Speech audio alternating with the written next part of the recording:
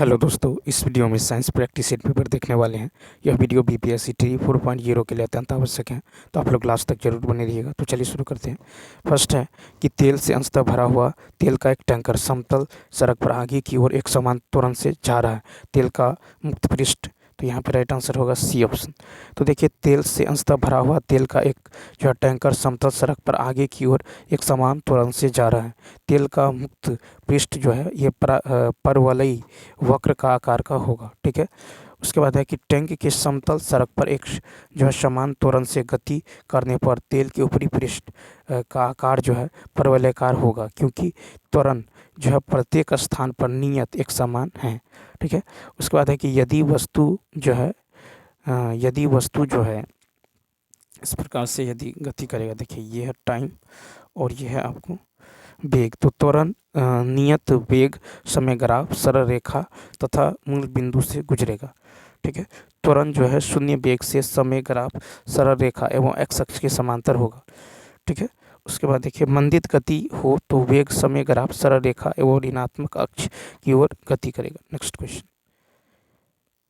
Next question है, कहा था कि जिन प्रारंभिक जो है प्रक्षेपण कोणों के लिए एक प्रक्षेप्य समान क्षैतिज परास तय करता है, उनके मान होगा 30 डिग्री व 60 डिग्री। तो देखिए, कहता है कि दो प्रक्षेपों के समान परास के लिए एक प्रक्षेप को 30 डिग्री के कोण पर फेंका जाता है, तो दूसरी 90-30, ठीक है, अर्थात 60 डिग्री पर जो फेंका जाता है। यदि एक प्रक्षेप को 30 डिग्री पर तथा दूसरे को 60 डिग्री पर फेंका जाता है तो समान परास लेकिन जो है भिन्न ऊंचाइयाँ प्राप्त होती हैं। नेक्स्ट क्वेश्चन है कि गति करने के लिए एक स्वतंत्र वस्तु पर बल लगाया जाता है। यदि बल का परिमाण व वस्तु का द्रव्यमान जो है ज्ञात हो तो न्यूटन के दूसरे नियम से ज्ञात कर सकते हैं। तो सी ऑप्शन, यानी तो वस्तु का त्वरण। तो गति करने के लिए एक स्वतंत्र वस्तु पर जो है बल लगाया जाता है। ठीक है। यदि बल का परिमाण व वस्तु का द्रव्यमान ज्ञात हो तो न्यूटन के दूसरे नियम से वस्तु का त्वरण ज्ञात कर सकते हैं। न्यूटन के जो है नियम के अनुसार किसी वस्तु पर आरोपित बल के कारण उत्पन्न त्वरण, ठीक है, वस्तु के द्रव्यमान के व्युत्क्रमानुपाती होता है। ठीक है, यानी ए समानुपाती 1/m। फिर है कि वस्तु का आरोपित बल का समानुपाती वस्तु पर आरोपित बल जो है ये त्वरण के समानुपाती होते हैं, यानी ए समानुपाती क्या होगा, एफ। ठीक है, यानी ये होगा ए समानुपाती F/m। ठीक है, यानी एफ समानुपाती एम ए, यानी एफ बराबर क्या होगा, एम ए। ठीक है, तो बल संवेग में परिवर्तन की दर के बराबर होता है। ठीक है, तो एफ बराबर क्या होगा, एम ए। नेक्स्ट है कि 2 kg किग्रा का द्रव्यमान एक डोरी के द्वारा 5 चक्कर प्रति मिनट की प्रारंभिक चाल से घुमाया जाता है। फिर त्रिज्या नियत रखते हुए डोरी का तनाव बढ़ाकर 2 गुना कर दिया जाता है। परिणामी कोणीय चाल लगभग होगा, सी ऑप्शन, 7 चक्कर पर मिनट। तो जहाँ तनाव वृत्त के केंद्र की ओर और अभिकेंद्रीय बल के रूप में लगता है। ठीक है, लगता है। फिर है कि यहाँ तनाव जो है वृत्त के केंद्र की ओर और अभिकेंद्रीय बल के रूप में लगता है। ठीक है, अभिकेंद्रीय बल के रूप में लगता है। तो यहाँ पे देखिए, यहाँ पे जो है ओमेगा 1 बराबर क्या होगा, √2 इंटू ओमेगा स्क्वायर। ठीक है, यानी क्या होगा, तो √2 गुने ओमेगा, यानी √2 गुने यहाँ पे हो जाएगा 5। ठीक है, यहाँ पे कितना हो जाएगा 5, यानी 1.4 इंटू 5 कितना हो जाएगा 7। तो नेक्स्ट क्वेश्चन देखिए। नेक्स्ट है कि यदि एक वृत्ताकार जो चकती अपने किनारे पर सीधे क्षैतिज पथ पर बिना फिसले लुढ़क रही है तो उसकी जो है घूर्णन गतिज ऊर्जा तथा स्थानांतरित गतिज ऊर्जा का अनुपात क्या होगा, तो 115 का b 1/2। तो वृत्ताकार शक्ति के कारण गतिज ऊर्जा क्या होता है, 1/2। ठीक है, 1/2 I ओमेगा स्क्वायर। ठीक है, तो यहाँ पे जो हो जाएगा तो वृत्ताकार शक्ति के स्थानांतरित गति के कारण ऊर्जा जो हो जाएगा ये होगा 1/2 mv स्क्वायर। ठीक है, तो 1/2 mv स्क्वायर, यानी ये हो जाएगा 1/4 mv² बाई 1/2 mv², यानी होगा 1:2। क्वेश्चन में देखिए 116। फिर कहा था कि धातु के एक टुकड़े का भार वायु में 210 ग्राम, पानी में 180 ग्राम तथा एक अज्ञात द्रव में 120 ग्राम है तब। तो यहाँ पे हो जाएगा बी ऑप्शन, यानी धातु का घनत्व कितना होगा, तो 7 ग्राम पर सेंटीमीटर क्यूब। तो देखिए धातु का जो घनत्व होता है ये होता है धातु के टुकड़े का वायु में भार बट्टा धातु के टुकड़े का जल में भार में आभासी कमी अगुने जल का घनत्व। तो यहाँ पे देखिए, तो यहाँ पे हो जाएगा धातु के टुकड़े का जो है वायु में भार कितना है 210 और बट्टा, फिर यहाँ पे हो जाएगा धातु के टुकड़े का जल में भार में आभासी कमी, यानी ये हो जाएगा 210 माइनस जो है 210 माइनस 180, ठीक है, और गुना जो हो जाएगा गुने हो जाएगा आपको 1 ग्राम पर सेंटीमीटर क्यूब, ठीक है। तो यहाँ से जो है हो जाएगा कितना हो जाएगा, तो यहाँ पे 7 ग्राम पर सेंटीमीटर क्यूब हो जाएगा। नेक्स्ट क्वेश्चन देखिए, कहा कि सूक्ष्मदर्शी के अभिदृश्यक की फोकस दूरी, तो बी ऑप्शन। तो देखिए सूक्ष्मदर्शी के अभिदृश्यक की फोकस दूरी नेत्रिका की फोकस दूरी से कम होती है, ठीक है, क्या होती है, कम होती हैं। उसके बाद देखिए यहाँ पे जो है संयुक्त सूक्ष्मदर्शी की आवर्धन क्षमता होता है m बराबर होता है -L/f0 इंटू में होता है 1+d/fe 1+d/fe जब अंतिम प्रतिबिंब स्पष्ट दृष्टि के न्यूनतम दूरी पर बनता हूँ। L यहाँ पे सूक्ष्मदर्शी की लंबाई, f0 अभी दृश्य की फोकस दूरी, fe जो है नेत्र लेंस की फोकस दूरी, d है स्पष्ट दृष्टि की न्यूनतम दूरी, ठीक है। तो यहाँ पे देखिए नेक्स्ट क्वेश्चन देखिए 118। नेक्स्ट है कि संपर्क विधि से H2SO4 के निर्माण में प्रयुक्त होने वाले उत्प्रेरक हैं V2O5। संपर्क विधि में H2SO4 के निर्माण में प्रयुक्त होने वाला उत्प्रेरक भी जो है V2O5 यानी वेनेडियम पेंटाऑक्साइड है। देखिए 2SO2 + O2 ये रिएक्शन करके 2SO3 का निर्माण करेगा, ठीक है। 2SO2 2SO3 + 2H2O ये बनाता है 2H2SO4। सल्फ्यूरिक अम्ल को ऑयल और ठीक है विट्रियोल या किंग ऑफ केमिकल्स भी कहा जाता है। फिर सल्फ्यूरिक अम्ल का प्रयोग पेट्रोलियम शोधन तथा प्रयोगशाला अभिकर्मक में किया जाता है। यह प्रबल ऑक्सीकारक एवं आर्द्रता ग्राही के रूप में बहुतायत उपयोगी है। नेक्स्ट 119 है कि कौन सा रसायन फल पकाने में सहायता करते हैं, ए ऑप्शन।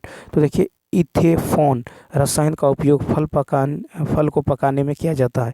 इथेफॉन पादप वृद्धि वर्धक है जो इथिलीन स्रावित करता है जो फल को पकाने में सहायता करता है। प्राकृतिक रूप से फल पकाने में इथिलीन या एथीन गैस का जो है प्रयोग किया जाता है। इथिलीन या एथीन गैस का प्रयोग किया जाता है ठीक है, ये प्राकृतिक रूप से फल पकाने के लिए। वहीं कृत्रिम रूप से फल पकाने के लिए एसिटिलीन गैस का जो है प्रयोग किया जाता है, ठीक है, एसिटिलीन गैस का प्रयोग किया जाता है। उसके बाद है एसिटिलीन गैस का निर्माण जो कैल्शियम कार्बाइड से किया जाता है, जिसे CaC2 को 2H2 से रिएक्शन करवाएंगे तो ये बनेगा आपको CaOH2 और प्लस का C2H2, ठीक है। नेक्स्ट 120 है कि CXHY में 75% कार्बन है, यौगिक का सूत्र भार क्या होगा, यौगिक का सूत्र भार क्या होगा।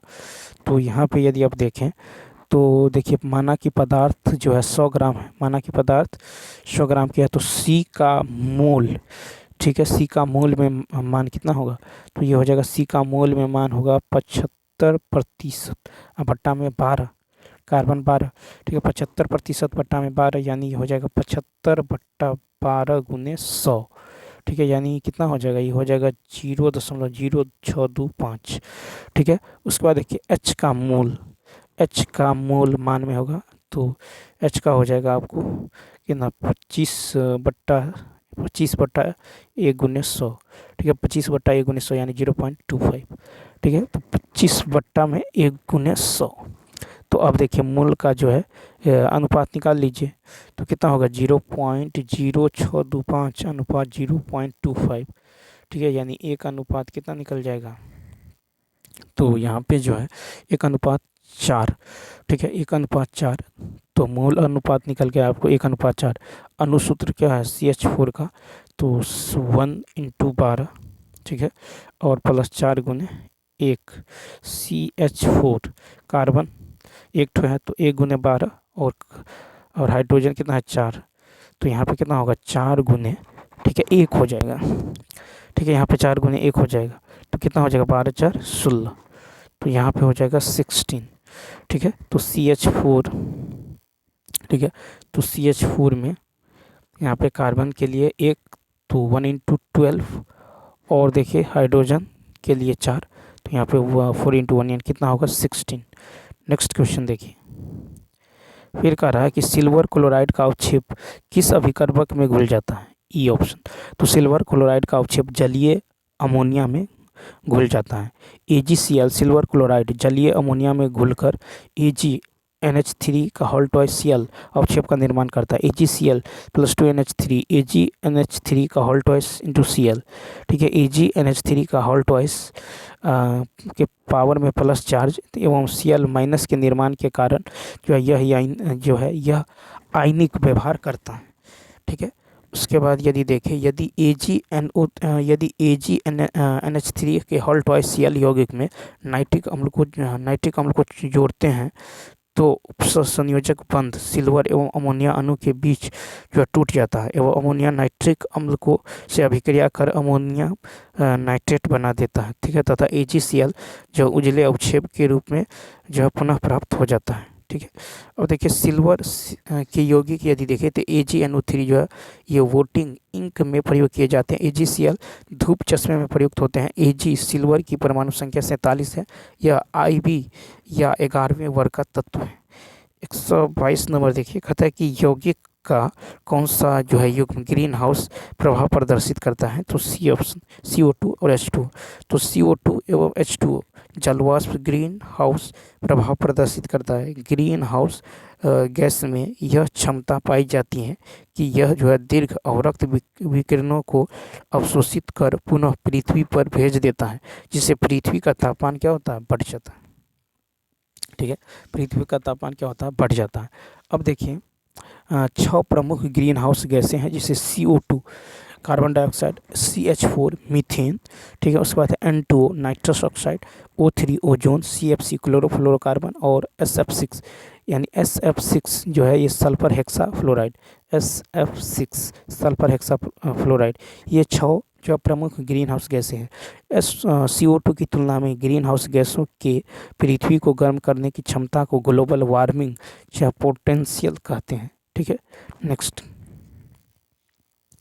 कहता है कि F fluorine, chlorine, bromine, iodine में तत्वों के इलेक्ट्रॉनिक बंधुता के बढ़ने का क्रम, तो 123 का होगा सी ऑप्शन, क्या हो जाएगा सी ऑप्शन हो जाएगा। तो देखिए क्लोरीन ग्रेटर देन, ठीक है, तो यहाँ पे हो जाएगा ब्रोमीन ग्रेटर देन आयोडीन, ठीक है, तो यहाँ पे Cl, ठीक है, तो यहाँ पे देखिए तो ये हो जाएगा ClFBrI। तो किसी तत्व के परमाणु के बाह्यतम कक्षा से 1 इलेक्ट्रॉन माइनस, ठीक है, 1e- के जोड़कर जो ऋणात्मक आयन बनाने की प्रक्रिया में उत्सर्जित ऊष्मा की मात्रा को विद्युत बंधुत्व कहते हैं, ठीक है। आवर्त में बाएं से दाएं जाने पर विद्युत बंधुत्व का मान बढ़ता है आवर्त में, ठीक है, और वर्ग में ऊपर से नीचे आने पर विद्युत बंधुत्व का मान घटता है। नेक्स्ट कहता कीप कोशिकाओं की उपस्थिति किसका विशिष्ट लक्षण है, तो स्पंजों का। कीप कोशिकाओं की उपस्थिति स्पंजों का विशिष्ट लक्षण है। वे कोशिकाएं जो स्कोनॉइड, ठीक है, साइकोनॉइड और ल्यूकोनाइड शरीर के प्रकार के स्पंजों के आंतरिक भाग को रेखाबद्ध करती हैं, ठीक है। एक केंद्रीय फ्लैग्लम या जो है सिलियम होता है, यह जो है माइक्रोविली के जो है एक कॉलर से घिरा रहता है, ठीक है।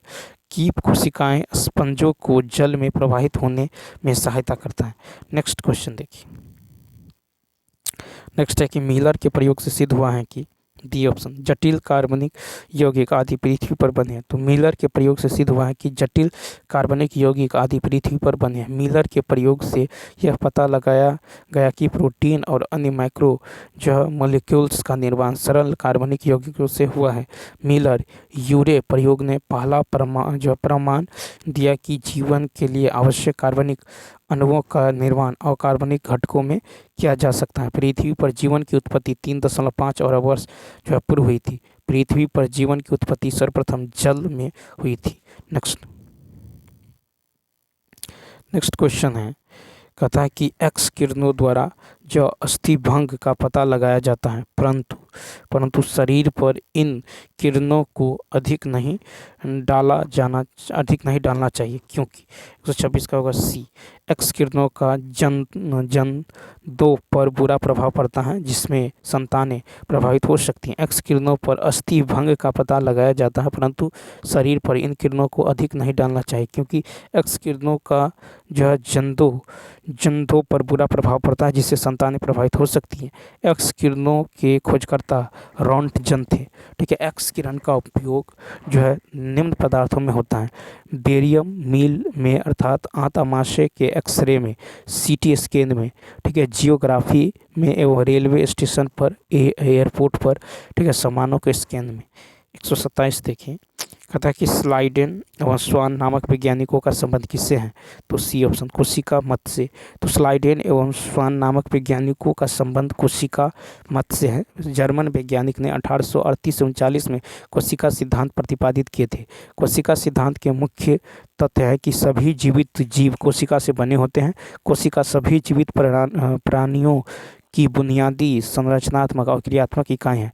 सभी कोशिकाएं पहले से मौजूद कोशिकाएं से उत्पन्न होती हैं। ठीक है, विषाणु को सजीव व निर्जीव के बीच की कड़ी माना जाता है। 128 नंबर, तथा जीवाणुओं में श्वसन होता है। 128 का बी, प्लाज्मा झिल्ली में। तो जीवाणुओं में श्वसन प्लाज्मा झिल्ली में होता है। सभी कोशिकाओं में जीवद्रव्य के चारों ओर एक पतली झिल्ली पाई जाती है, जिसे कोशिका कला कहा जाता है। यह अर्धपारगम्य झिल्ली होती है। प्लाज्मा झिल्ली के कार्य है कि यह कोशिका को निश्चित आकार प्रदान करते हैं, यह कोशिकाओं को सुरक्षा प्रदान करते हैं एवं कोशिका में पदार्थों के परिवहन को जो है नियंत्रित करता है। नेक्स्ट, क्रांतिक तत्व हैं। तो क्रांतिक तत्व क्या है? यहाँ पे बी ऑप्शन। तो देखिए, क्रांतिक तत्व हैं आपको NPK। ठीक है, तो दीर्घ पोषक तत्व जिसका मृदा में सामान्य रूप से कमी पाई जाती है, ठीक है, उसे क्रांतिक तत्व कहते हैं। ठीक है, अधिकतम उर्वरक क्रांतिक तत्व युक्त होते हैं। मृदा में कुल 17 तत्वों का होना जो है कृषि के लिए आवश्यक है। ठीक है, तो मृदा में जो है इन तत्वों की श्रेणियां हैं, जैसे सूक्ष्म पोषक तत्व है PMO, MnC, Zn, ठीक है, Cu copper, iron Fe, Ni cobalt CO, chlorine Cl। ठीक है, बृहद पोषक तत्व की यदि बात करें तो यह C कार्बन, H, ठीक है, H हाइड्रोजन वगैरह, O ऑक्सीजन, नाइट्रोजन, ठीक है, फास्फोरस, K कैल्शियम, मैग्नीशियम। ठीक है, उसके बाद देखिए उसके बाद है सल्फर। नेक्स्ट 130 नंबर देखिए, कहता एक वस्तु किसी पर्दे से 60 सेंटीमीटर की दूरी पर स्थित है। एक उत्तल लेंस को उनके बीच दो भिन्न स्थानों पर रखने पर पर्दे पर दो बार वास्तविक प्रतिबिंब बनते हैं। यदि प्रतिबिंब की लंबाई 9 तथा 9 सेंटीमीटर 4 सेंटीमीटर हो तो वस्तु की वास्तविक लंबाई क्या है? तो यहाँ पे यदि आप देखें तो L1 मान लीजिए 9 है, L2 है कितना 4 है, तो वस्तु की लंबाई होगा √L1 L2, ठीक है, √9 × 4 यानी कितना होगा 6 हो जाएगा, यानी 6 सेंटीमीटर। ठीक है, तो ए ऑप्शन। नेक्स्ट, फिर कहता है कि सबसे छोटे RNA अणु होते हैं, बी ऑप्शन। तो देखिए tRNA सबसे छोटा RNA अणु है। ठीक है, RNA 3 प्रकार के होते हैं। एक तो होता है mRNA यानी यह प्रोटीन संश्लेषण के दौरान ट्रांसलेशन के लिए टेम्पलेट प्रदान करता है। एक होता है स्मॉल tRNA यानी यह एमिनो अम्ल को लाता है तथा ट्रांसलेशन के दौरान आनुवांशिक सूचनाओं को बढ़ाता है। फिर है स्मॉल RNA, ठीक है, यानी यह ट्रांसलेशन के दौरान जो है संरचनात्मक एवं उत्प्रेरकीय उत्तरदायित्व का पालन करती है। सर्वाधिक जो है स्मॉल RNA की मात्रा होती है, यानी RNA ठीक है, greater than tRNA greater than mRNA, ठीक है। ये होता है आपको 80%, ये होता है 15%, ठीक है, 15%, और ये होता है 5%, ठीक है। उसके बाद देखिए क्वेश्चन नंबर जो है 132 है कि प्रथम स्तनियों की उत्पत्ति हुई है, बी ऑप्शन। तो देखिए प्रथम स्तनियों की उत्पत्ति डायनासोरों के साथ हुई है। स्तनधारियों की उत्पत्ति का युग मेसोजोइक युग था, ठीक है। जुरासिक युग को जो है सरीसृपों के युग के रूप में भी जाना जाता है।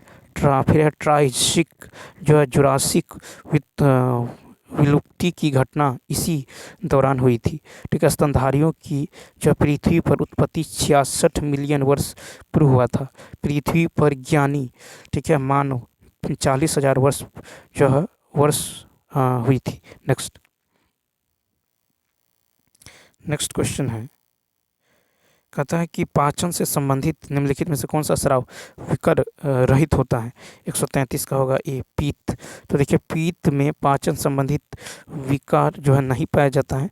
कहता है यह हरे रंग का क्षारीय pH 7.6 से 7.7 तरल है जो भोजन के अम्लीय माध्यम को क्षारीय बना देता है, ठीक है। फिर कहता है इसमें कोई पाचन एंजाइम नहीं होता है, फिर भी पाचन में इसका जो है बहुत महत्व है। पीत रस का स्राव यकृत द्वारा होता है तथा इसका संग्रहण पित्ताशय में होता है। पीत रस वसा के पायसीकरण में महत्वपूर्ण भूमिका निभाता है। पायसीकरण का अर्थ है वसा को छोटे छोटे कणों में तोड़ना। नेक्स्ट क्वेश्चन है कि चतुर्थन मलेरिया का कारण, बी ऑप्शन प्लाज्मोडियम मलेरिया। तो देखिए चतुर्थन मलेरिया यानी क्वांटम मलेरिया जो है प्लाज्मोडियम मलेरियाई द्वारा होता है। फिर है कि वाइवेक्स मलेरिया प्लाज्मोडियम जो है वाइवेक्स द्वारा होता है। फिर है ओवेल या माइल्ड टर्सियन मलेरिया प्लाज्मोडियम, ठीक है, ओवेल द्वारा होता है। फिर है कि मेलिग्नेट टर्सियन मलेरिया जो है प्लाज्मोडियम जो है फेल्सीपेरम द्वारा होता है और मलेरिया प्रोटोजोआ के कारण होता है। फिर है जयांग प्रदर्शित करता है, ये ऑप्शन संयुक्त वर्तिकाग्र युक्त अंडाशय द्वारा। जयांग जो है संयुक्त वर्तिकाग्र युक्त अंडाशय प्रदर्शित करता है। जयांग जो है अंडकों के चक्र को प्रदर्शित करता है। जयांग मादा जनन अंग है जिसके 3 भाग पाए जाते हैं, ठीक है, वर्तिका, फिर है वर्तिकाग्र और अंडाशय। अंडाशय गोलाकार या अंडाकार संरचना होती हैं जो निषेचन के बाद परिपक्व होकर सत्य फल का निर्माण करती हैं। वर्तिकाग्र जो है वर्तिका का शीर्ष स्थान है जो परागणों को ग्रहण करता है। वर्तिकाग्र अंडाशय के ऊपरी, ठीक है, नलिका रूपी भाग है। 136 नंबर देखिए 136 है कि किसी अक्ष के परितः जो घूमते पिंड का जड़त्व आघूर्ण निम्नलिखित में, ठीक है, निम्नलिखित में से किस क्रिया पर निर्भर नहीं करता है। 136 का सी कोणीय वेग पर।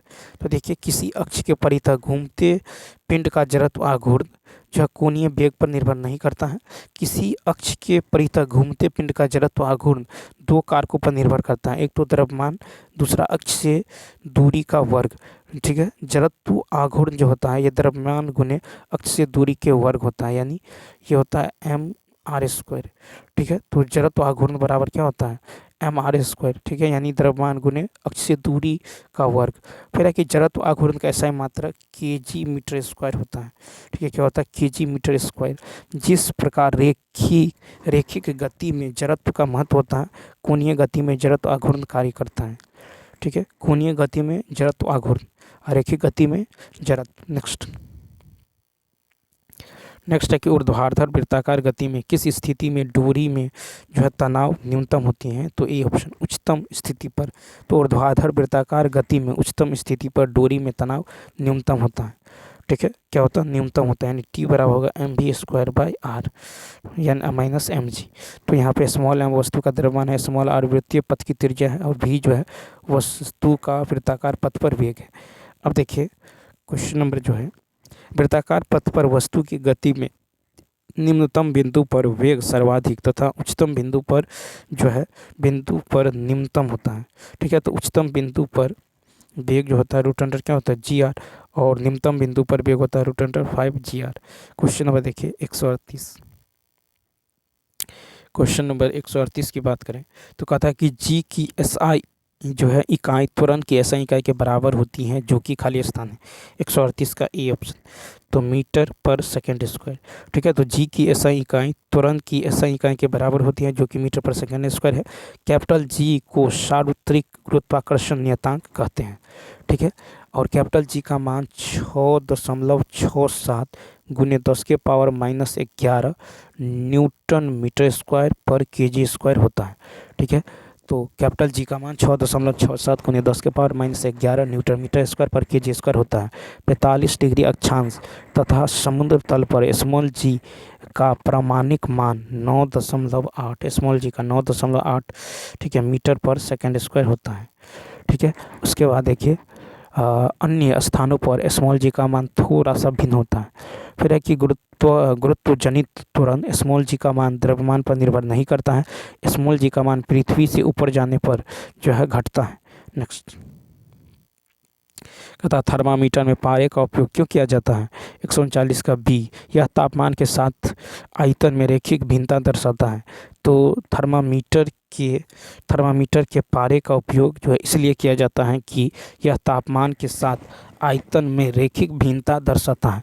थर्मामीटर में तापमान मापने के लिए ऐसे पदार्थ की आवश्यकता होती है जिसके भौतिक गुण तापमान के साथ बदलते और जो है आसानी से तापमान से संबंधित हो सकते हैं।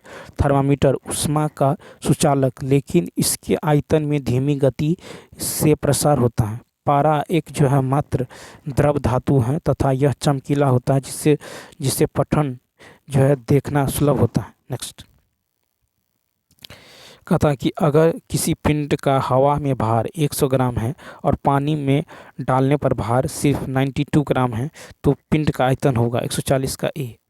ठीक है, तो देखिए पिंड में भार में कमी होगा वी डी इंटू जी, तो यानी 100 - 92 ग्राम। ठीक है, 100 - 92 ग्राम बराबर होगा वी डी जी, तो यानी कितना हो जाएगा, तो वी बराबर हो जाएगा आपको 8 ग्राम बाई डी, 8 ग्राम। ठीक है, बट्टा में क्या हो जाएगा डी, यानी कितना होगा 8 सीसी हो जाएगा। ठीक है, यानी इसका जो राइट आंसर हो जाएगा ये होगा 8 सीसी।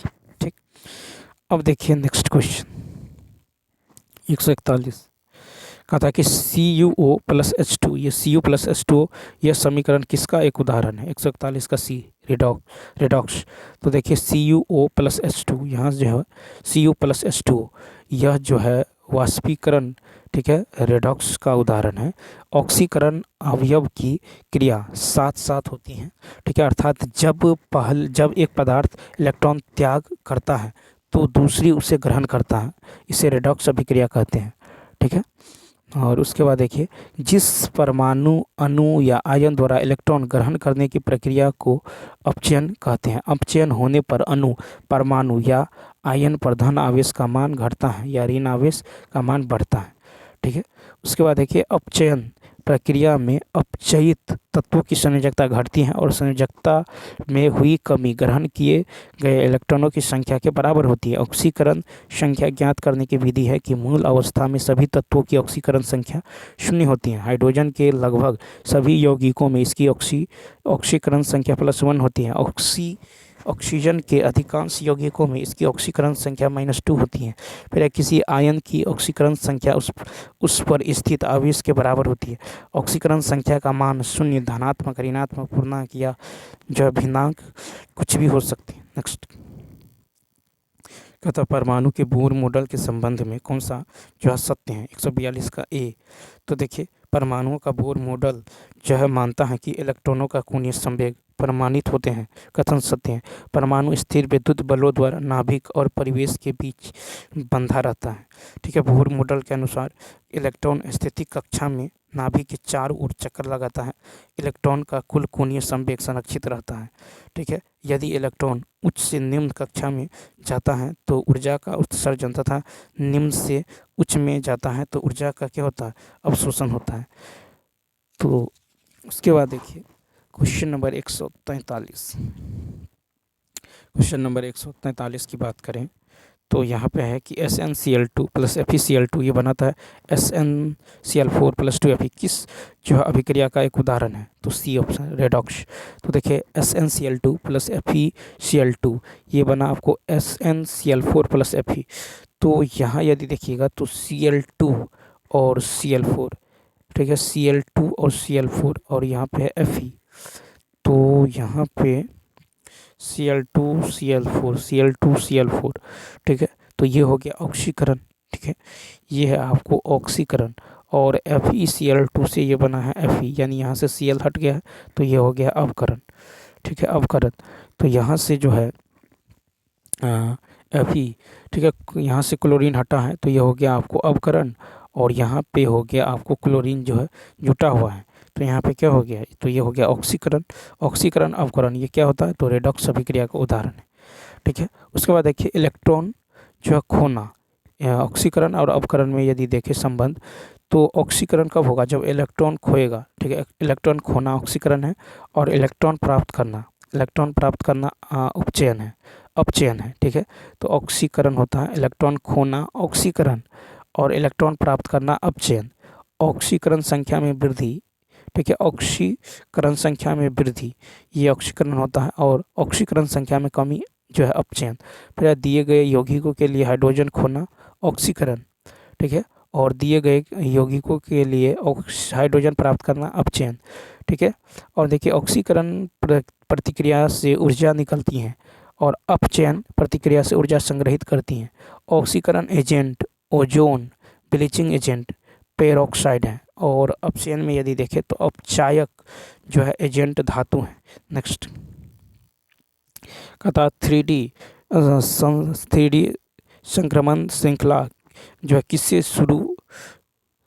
किससे जो है शुरू होती है और किस पर समाप्त होती हैं? तो बी ऑप्शन, यानी स्केडियम और जिंक। तो देखिए 3D जो है संक्रमण श्रृंखला स्केडियम से शुरू होती हैं और जिंक पर समाप्त होती हैं। स्केडियम की परमाणु संख्या 21 है और जिंक की परमाणु संख्या 30 है, ठीक है। उसके बाद देखिए संक्रमण श्रृंखला से तत्व इस प्रकार जो है दिए गए हैं, जैसे है SCTIVC, ठीक है, SC स्केडियम, TiVCMn, ठीक है। उसके बाद आयरन CONiCu, और लास्ट में है Zn, ठीक है। संक्रमण तत्व जो है संक्रमण धातु के रूप में भी जाने जाते हैं। ऐसे तत्व जिनमें जो है और जिसमें आंशिक रूप से डी कक्षक भरे होते हैं, ठीक है, डी कक्षक भरे होते हैं। नेक्स्ट क्वेश्चन देखिए 145 है कि पिट्यूटरी ग्रंथि द्वारा स्रावित उस हार्मोन को पहचाने जो जानवरों के प्रसव के दौरान गर्भाशय की चिकनी मांसपेशियों को सिकुड़ने के लिए प्रेरित करता है। तो बी ऑप्शन ऑक्सीटोसिन।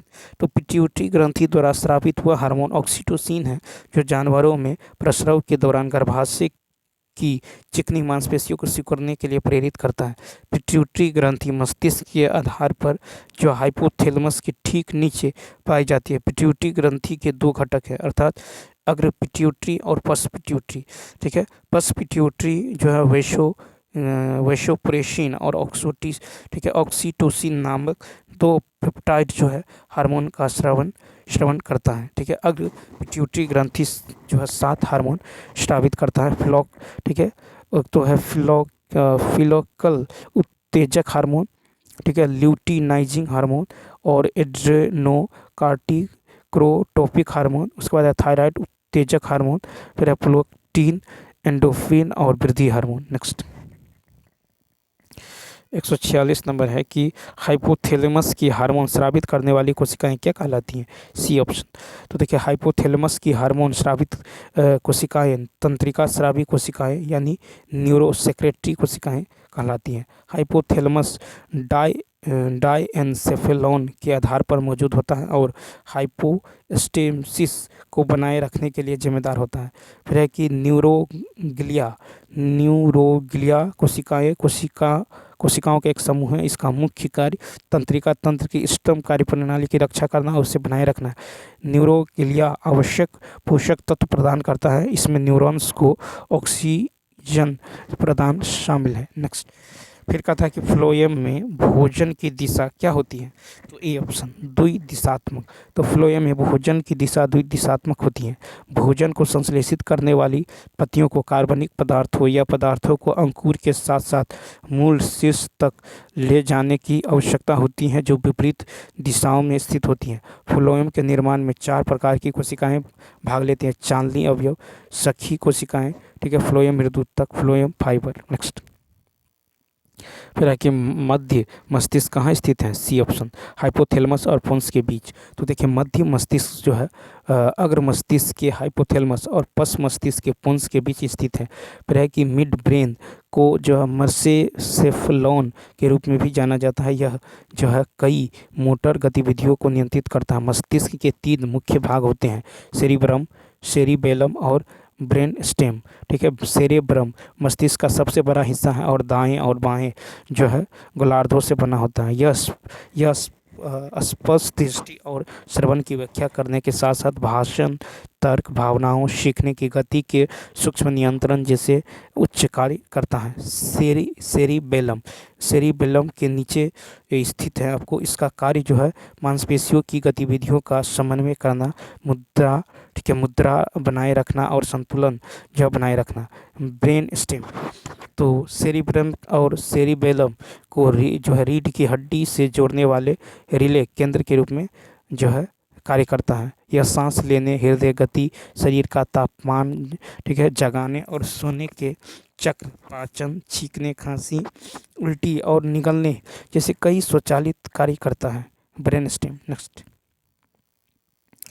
149 है कि निम्नलिखित में से कौन सा ऑक्सीजन युक्त और ऑक्सीजन रहित रक्त के मिश्रण के प्रवाह को सहन कर सकता है, तो मेंढक। तो मेंढक जो है ऑक्सीजन युक्त और ऑक्सीजन रहित रक्त के मिश्रण के प्रवाह को सहन कर सकता है। उभयचर वर्ग में लार्वा अवस्था में श्वसन जो है फ्लोएम द्वारा और वयस्क जो है जंतु में फेफड़े, त्वचा तथा मुख गुहा द्वारा होता है।